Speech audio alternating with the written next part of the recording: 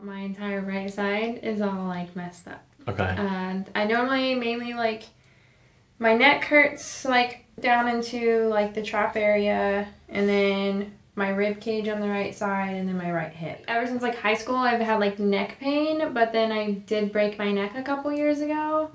And it's just kind of been weird ever since.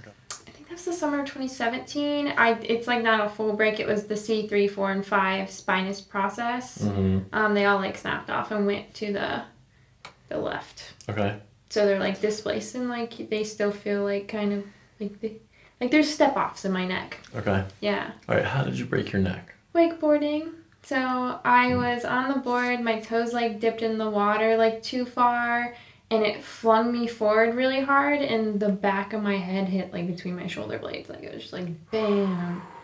And I came out of the water, and I like just couldn't see, and I had this like burning sensation in my skull. And then I got up, and I was mad because this is what I do, because whatever, I'm kind of like don't like messing up. So I got back on the board, and I got thrown that time so hard the board came off my feet, and those things are like strapped to your feet hard. So somewhere in between those two times, my neck got broken. When did the ribs start hurting? Recently, it's been probably about a month. It happens every like now and again. Like it almost feels like there's like one that's like just like displaced or something. Like I can't, like it hurts to like breathe sometimes, and just like certain positions where I sit, it's just like a constant like ache on my right side. All right, and then your hip. What about your hip? What's happening there? I think they're just too tight. Both of them, but the right one worse? Yeah. Headaches? Do you get headaches anymore? Yeah. How often? Every day. Okay. When you get headaches, do you have sensitivity to light? Yeah, occasionally I get migraines. Okay. Do you get nausea with the migraines? Okay. Mm-hmm. All right, take me back to high school. You had neck pain in high school before you broke your neck. What was that neck pain from? I think I did do color guard too, so I think it was like carrying a heavy flag and like twirling it, like because you use like mainly one arm to do it. And I think it was just like the weight of it was like putting a lot of strain like on the back of my neck and like all down like my spine. So like I remember like pretty much every day of like my senior year, I was like always like had like this searing pain like in my shoulder and neck up here. Okay. We can't blame the flag though, because everyone else was carrying flags. They didn't have the same searing pain in their neck. I don't know. That's the only thing I can attribute it to. Right, let's go back. Do you know the details of your birth? Do you know if you were born natural or cesarean? It's natural. Do you know if there's any complications? Did anyone ever tell you if you got stuck or if they had to use forceps or vacuum? No, like the day of was just like really fast. I couldn't even get like the epidural, and it was just like I was like out like real quick. But there's like nothing like crazy. They're like 3 months later, I was like really really sick as a kid. Okay. Okay, so 3 months after you were born, you got really really sick. Do you know what kind of sick? I don't know what kind of sick. I know I just like there's pictures of me like being like really pale, and then like after that, like my mom tried to breastfeed me, but she couldn't, and after that I was like projectile vomiting like constantly. Okay. So then she gave you formula. So it was stomach issues though? Yeah. All right. Do you have any stomach issues now? Yeah. Okay, we'll get to that. Yeah. Okay, looking at the feet first, heel strike mid-stance and toe off. They look bilateral and symmetrical, so, but just a tiny bit of eversion and maybe slightly accentuated on the right, and it really comes toe to heel, toe to heel. There's not a lot of space in between each of the steps, but mostly normal, and there might just be a little bit of pronation on that right side. We'll check the arches and see if they're flattened at all. But the Achilles tendon does bow a little bit on the right. Okay, looking at the shoulders, we have a high left shoulder. Arm swing looks pretty even. It's a little bit stiff because you know you're being watched walking, and that's okay. All right, definitely with the high left shoulder. And can't tell with the hips from here because of the loose-fitting t-shirt. That's fine. But the right ear looks higher, which means a higher right mastoid process. So high left shoulder and then a compensation with the head tilt and lateral flexion to the left. Okay, so we do have a little bit of bowing, mild bowing on the left Achilles, and about the same on the right. I'm going to check your arches. And there is a mild flattening of the arch on both sides, but even without the bowing, and even with mild flattening of the arches, there is definitely still pronation on both sides. The right ear is still a little bit higher. Now the shoulders look more even, and we have to think that this might be a more protruding scapula on the right side. It looks slightly flared. The right hip looks higher from the seated position, and there's just a slight curvature down to the right. It's so mild, it's like 1 to 2 degrees, and that would come from this high right hip. So we do have a little bit of like a high right hip here, and then that would give us that compensation of the shoulder to go to the left, high like this. So if I super exaggerated it all, yep, see how you just did that automatically? It's because you have a reflex in your brain called the writing reflex that keeps your eyes level to the horizon all the time. And it sacrifices the posture of the head and shoulders and hips in order to keep your eyes level so that you can always see forward. Okay, I'm going to start with a very gentle scan on the top of the spine.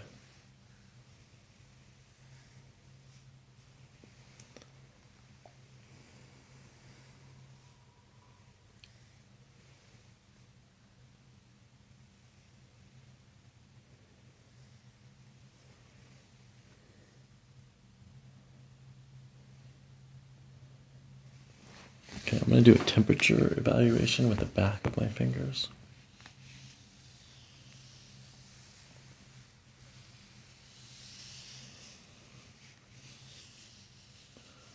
Lots of heat in the upper thoracic into the neck. So this is all very warm here. It slightly cools off as we go down. Almost nothing here in the lumbar spine. It's nice and cool. Good dryness throughout the skin, not a whole lot of moisture throughout your skin, but not overly dry either. So even though you had a broken neck, you're in fairly good condition. Oh, that's good. Okay, I'm going to push a little bit deeper into the muscles of the spine. It's surprising because a few years ago I was told that I feel like I had the back of somebody who got in a car wreck.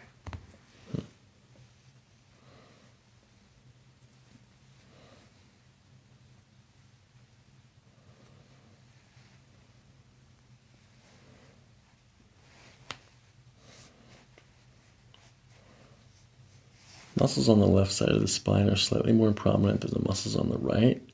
So we might have just like a very slight rotation.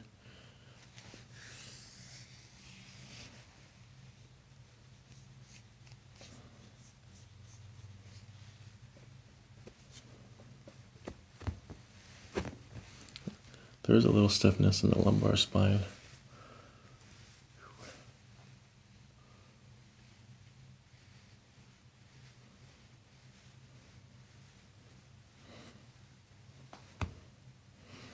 Rhomboid muscles and levator scapular muscles, lots of tension in the shoulder muscles here. The rhomboid muscles connect the shoulder blades to the spine, and levator scapula connects the top of the shoulder blade to the cervical spine here.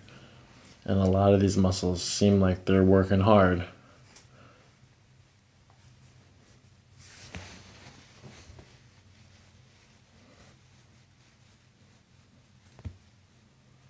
Tender?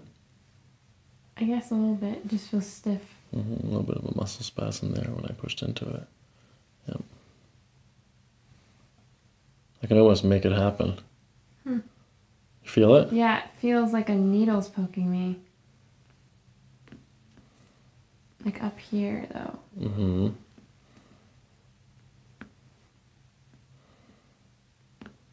It's weird. Ah.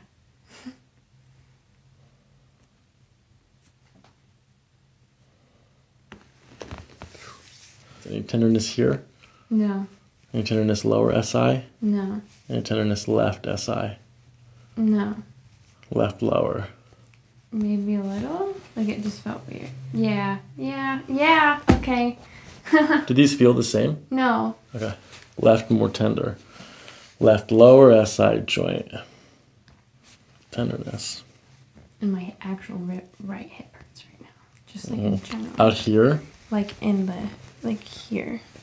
Show me, point to it. Crick. In the crick, okay. Yeah. Okay.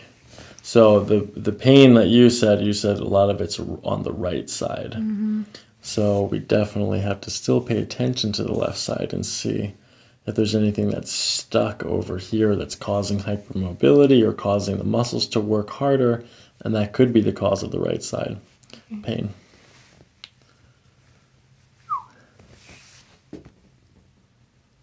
You said C3, 4, 5. Mm-hmm. If I remember correctly, C3 had the worst of it. C3 is the smallest vertebra in the spine. So here's C2. We go right underneath of this. How's this? Is this tender? Yeah, that's really tender. 4. Is this one tender? Yeah. 5. Is this one tender? Not as much as the other two. 6. Is this one tender? No. 7. Is that one tender? No. Is this one tender? No. Okay, is this more tender on the right or on the left? The left. Wait, hold on.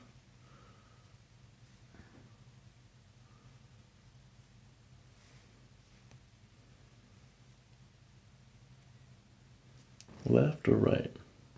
Left. Let's do this. Bring your chin down to your chest. Back up. It moves in there. The sinuses are still moving of flexion and extension, which is good. So you've preserved an almost full range of motion there. It's a little tense though. A little bit. I can tell it starts to stiffen up. Okay, let's do this. We're gonna bring the right ear down to the shoulder. Left ear down to the shoulder. Right ear down to the shoulder. C2 is moving nicely. Let's come underneath the C2.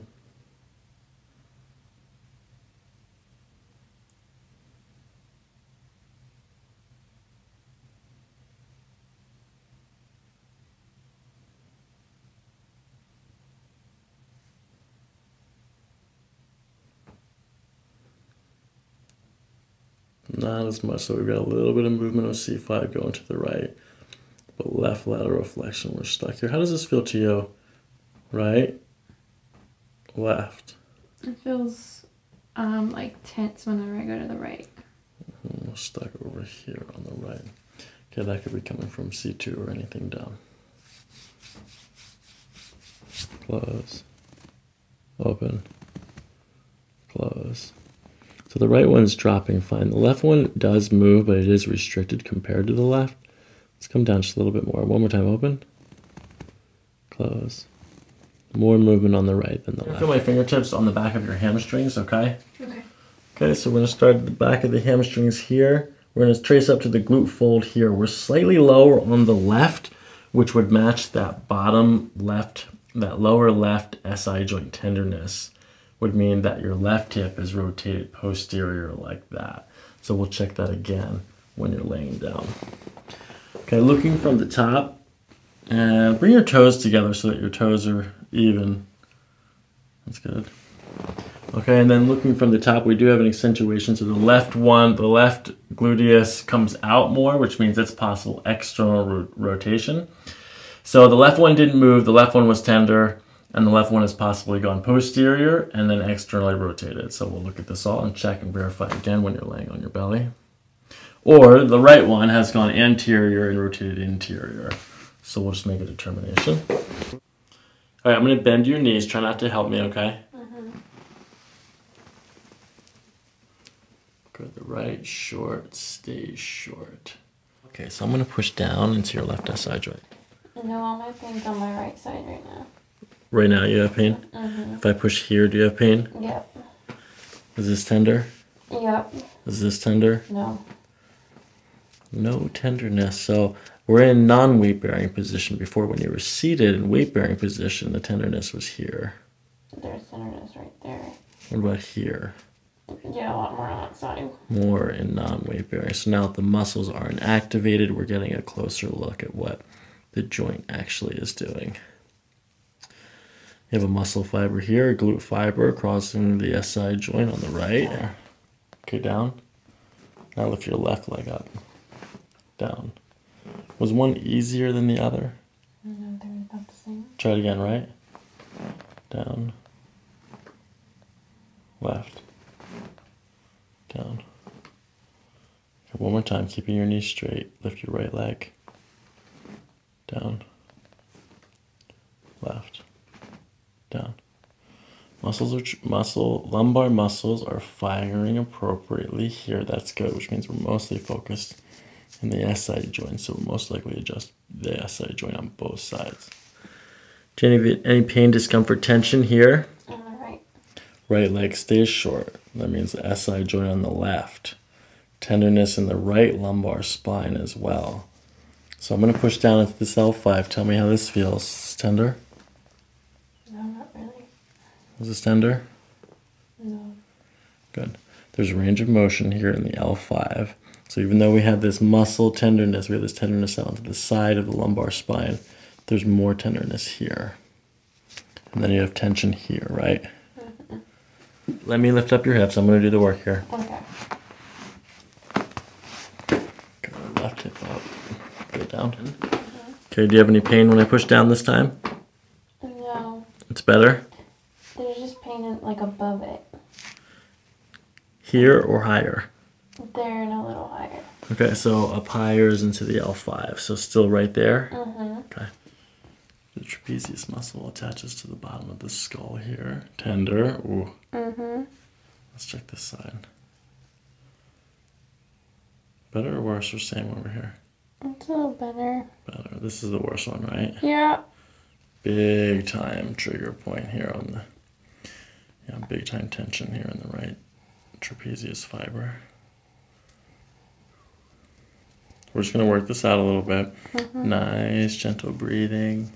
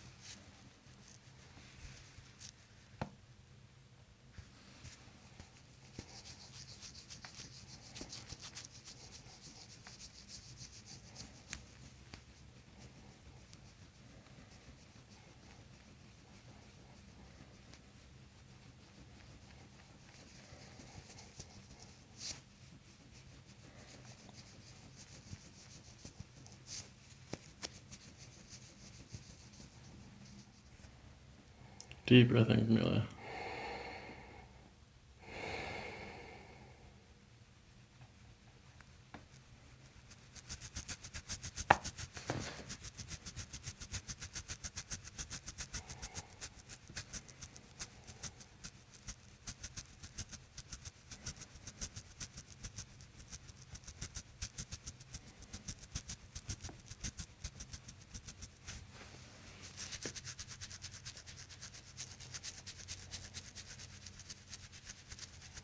Terrible? You hate me? Mm-mm. A little bit now.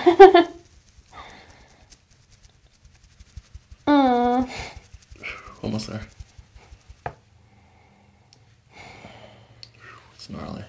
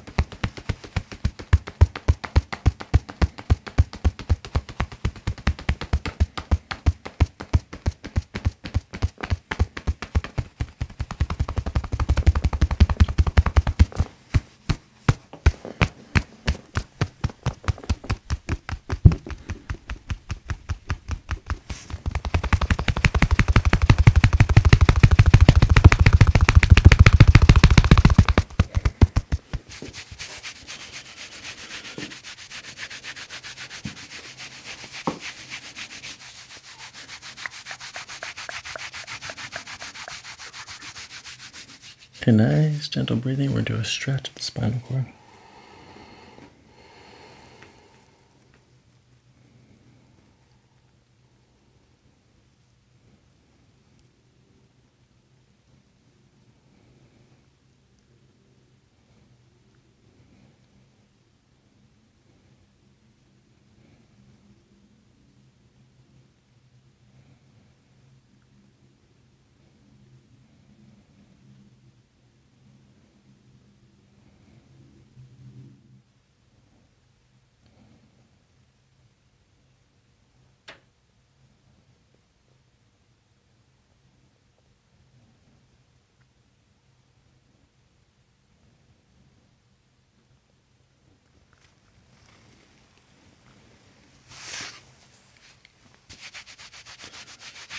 Okay, nice, gentle breathing.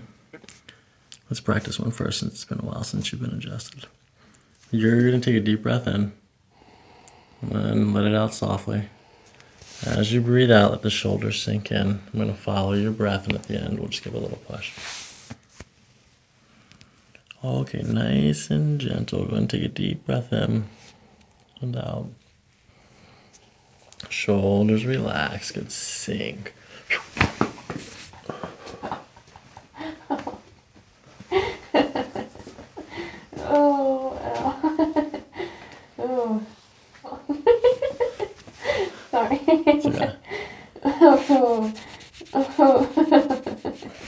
Okay, same thing. Deep breath in and out. Go let your shoulders sink in. Let it all go. Sinking.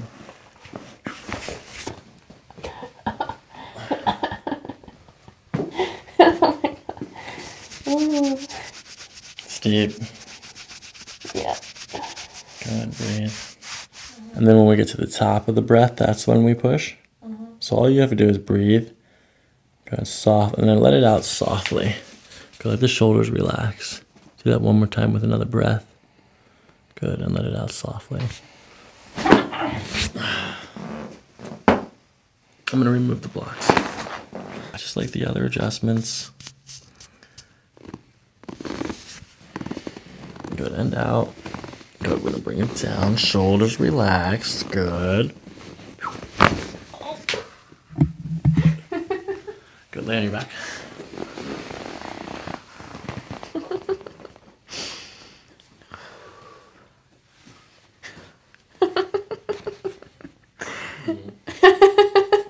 Sorry. I don't know why I laughed. Just like a tick. Well, it's like emotional releases are very common after chiropractic adjustments, after physical releases. So whatever emotion comes out is the one that you stifle yourself up. You actually find life hilarious, but you're taking it way too seriously. That's true. It's very true. Good. Sorry. No, it's medicine. You need to express this. You can't keep it bundled up inside of you, no matter what. Oh. Okay. I'm good. Same thing on the other side. I'm going to adjust the L5 and sacrum right here on this side. So we're going to bring the shoulders in this direction, the hips down like this, and we're going to push, okay? Okay, deep breath in through your nose. Good, and out. Good, we're going to bring the hips down. Good, almost there. Good.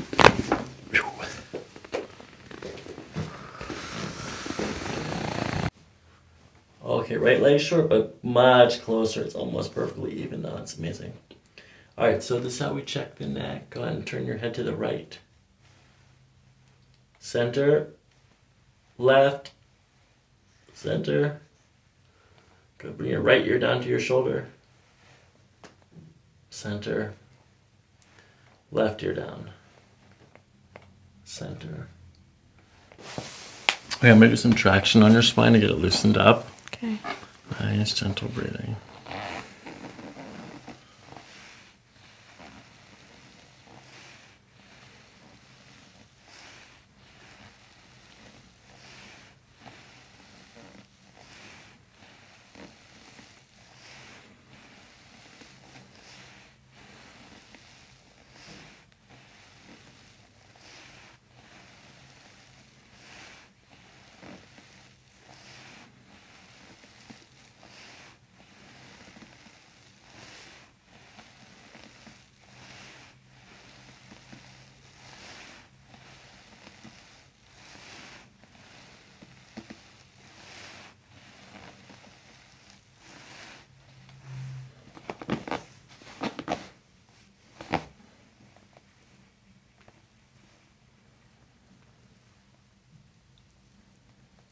Just let it relax. Let me do all the work.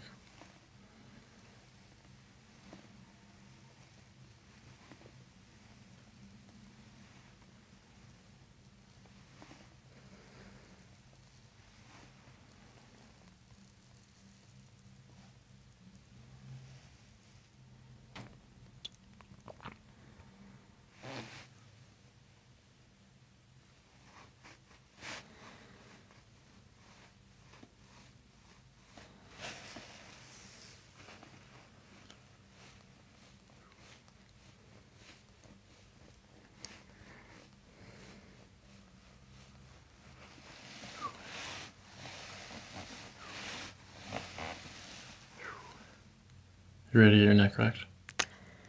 Yeah. Are you? I'm a little nervous, but yeah. Okay, nice and gentle breathing. We're just going to kind of bring your head over to the side like this. Just like the other adjustments, I'm going to follow your breath. You just want to breathe out very gently. And as you breathe out, we're going to follow it. And I'm going to push in that direction. Shoulders relax. Ooh. Still more. Yep. Good.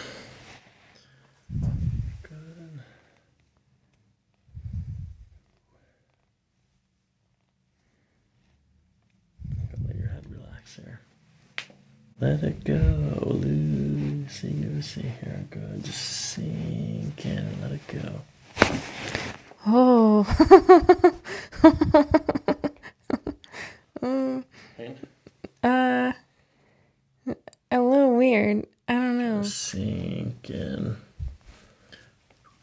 Good. Good.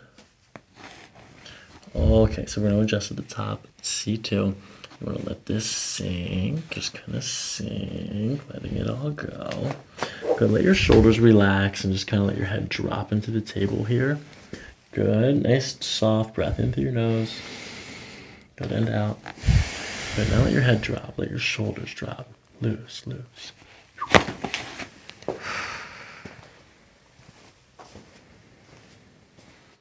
I felt that one in my ears.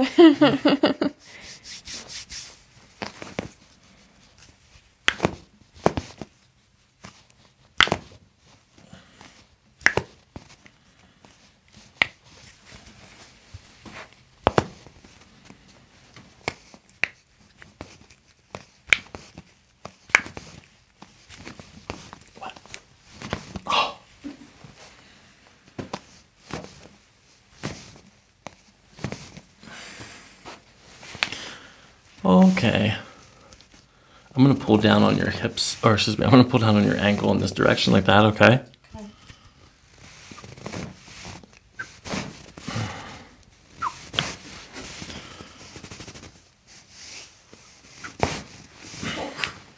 All right, tell me about your stomach.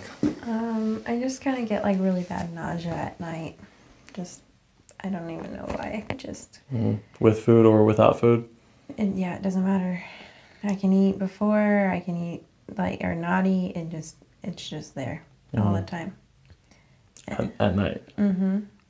Yeah. Okay. Is this like when you lay down to go to bed? Yeah. Do you wake up with it? No. I'll just like start to feel it like come on at night, and then it's just like really bad stomach pain the rest of the night. Sometimes I'll like have to like lay in the bathroom floor because like I can't tell if I'm gonna throw up or not. Mm-hmm. I typically don't throw up, but how long has this been happening for? I don't know, like the past year, I think. Mm-hmm. Yeah. Is it period related? No. I think it's stress related. All right, so I'm going to do a digestive organ manipulation, okay? It starts with the ileocecal valve. This is the window between the large and the small intestine. We locate it first here by finding the belly button, and then the ASIS, the front of the hip. We connect these 2 points. This is where we begin looking. Yeah, is that tender? Yep. Okay, breathe into your belly. Nice, gentle breathing.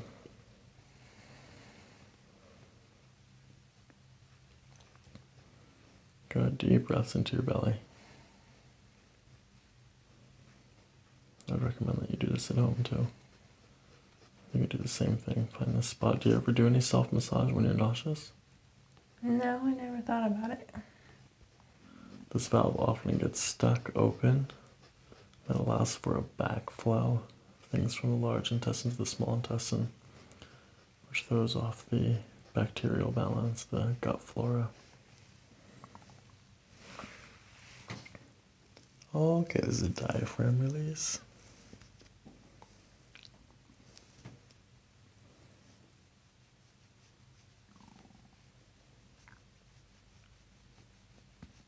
Okay, breathe into your belly here. Take a deep belly breath and out.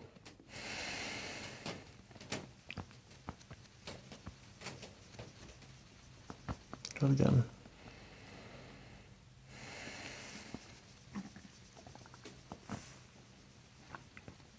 Deep belly breath.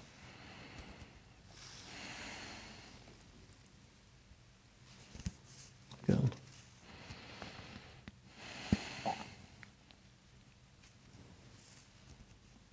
Again. Keep going.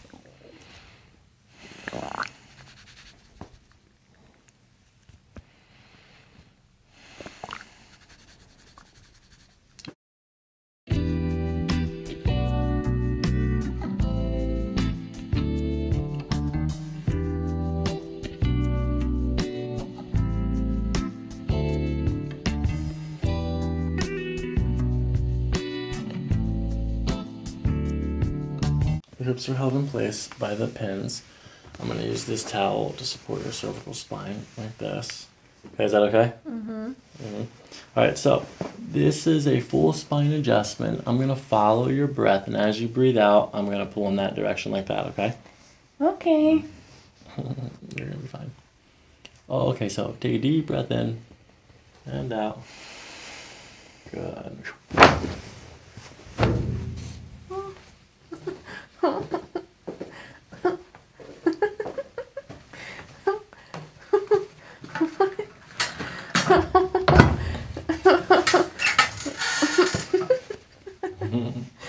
Sorry. Okay, that was weird. Okay. Let's just sit up here. Give me 2 seconds. Yeah, absolutely. Take your time. Are you dizzy? A little bit. Okay. No rush. Keep breathing. Is the room spinning around you? A little bit. Okay. I think I'm good. We'll give it another bit.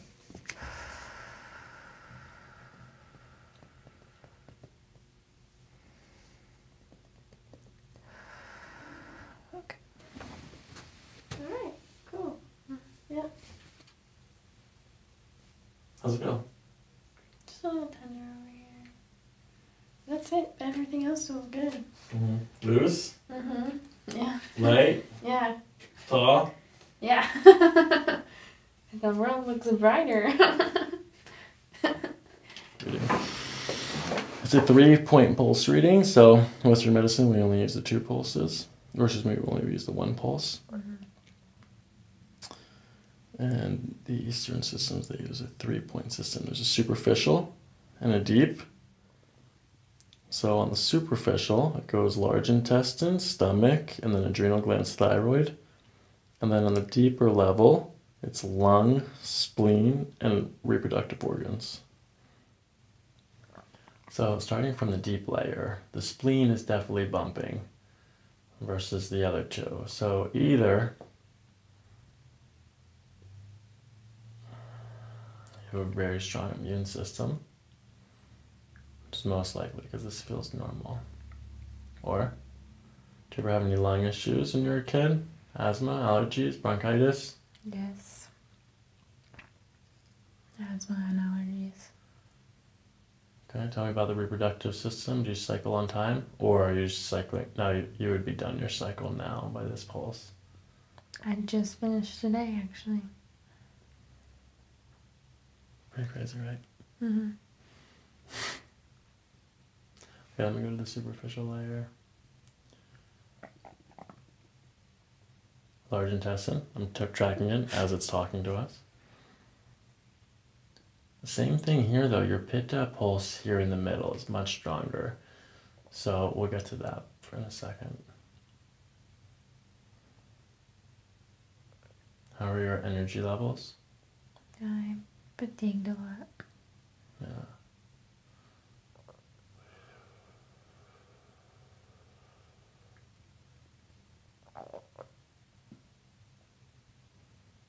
Large intestine is actually okay. So colon feels like it's okay, not the issue with the nausea.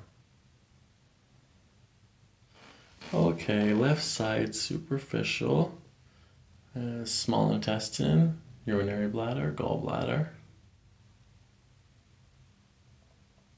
The small intestine is much stronger, much quicker than the large intestine, that's for sure. It could indicate that it's working harder or that your colon is sluggish. So, are your bowel movements, are they quick or are they slow? I mean, what do you mean? Like, do you have multiple a day or is it like once every couple of days? It's like once a day. And then the colon is not working fast enough. We really need to practice that ileocecal valve and make sure that that's closed off and that we're not leaking any bacteria from the colon into the small intestine. Okay, and then going down to the bottom, that goes kidney, liver, heart.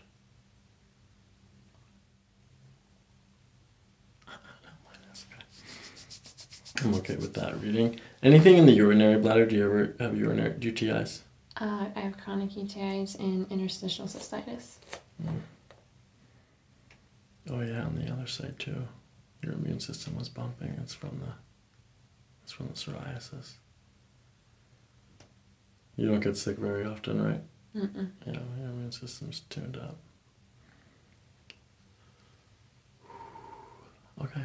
Okay, so then there's a constitution reading. The constitution reading is like, there's only so many types of humans out there, and like, there's some people who are just like long and lean. It's hard to gain weight. Some people, it's easy to gain weight, and they're like thicker than other people. In exercise sciences, this is called ectomorph, endomorph, mesomorph. In Ayurvedic sciences, this is called Vata, Pitta, Kapha. So your Pitta pulse is the strongest on both sides. And, excuse me. What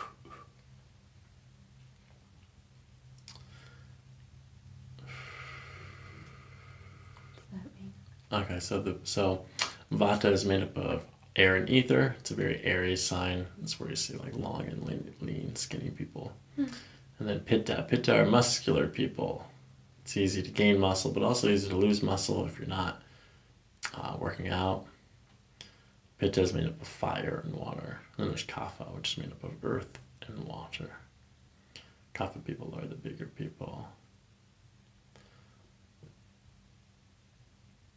Easier to gain weight, tough to lose weight. Your Pitta pulse is the strongest. So you're made up of fire and water. Fire is the primary though. So like in the fire, you see lots of people who, you work in an ER. That's pretty, there's all kinds of people working in an ER, that's for sure, but Pittas you see a lot in like law enforcement, military. Pittas you see a lot in like lawyers, like really high demanding entrepreneurs are often Pittas. Any high stress environment, a Pitta will thrive in, like an ER.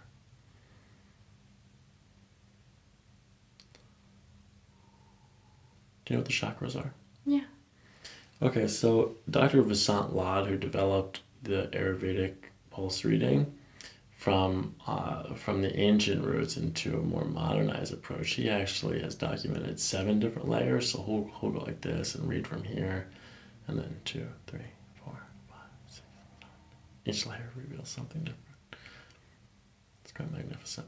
So the 6th layer is the chakra system. So this is how he measures the chakras. So I'm going to push all the way down and pull back up 1 layer to the 6th layer.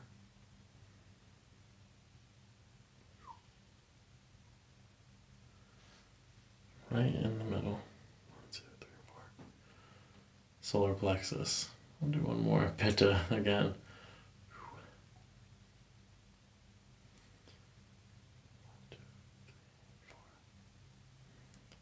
So this is the 3rd chakra, which is the Manipura chakra.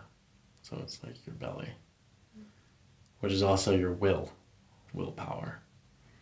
And so like, does digestive system function decline with this chakra? Not really. That's not how it works. It just happens to be like the place where the energy is stuck, so to speak. So the practice for this, while you're doing your breathing, you can chant Ram. Ram. So every chakra has a frequency. Lam, Vam, Ram, Yam, Hum, Om is how they go from bottom to top. Lam, Ram, Yam, and it's the color yellow. So focusing on the color yellow, saying Ram. It's crazy. Why? I have a solar plexus like medallion that I bought because I actually had a feeling that was the one I have A, the most connection with, and B, the most trouble with at the same time.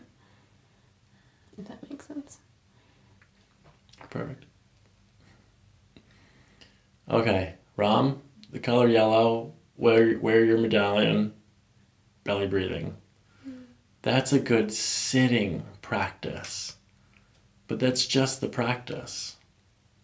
The real exercise of this energy comes from expressing your willpower. You have to be in charge of your life. You have to make decisions.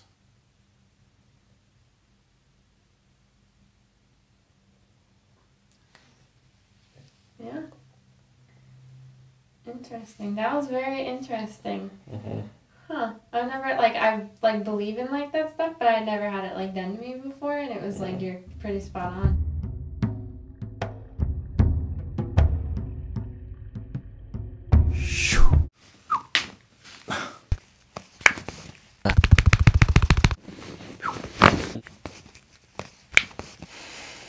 Good.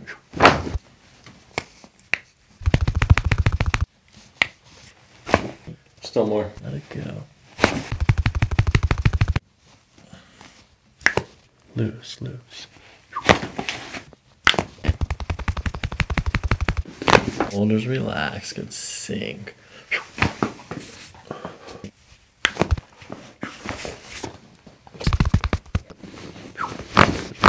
Loose, loose.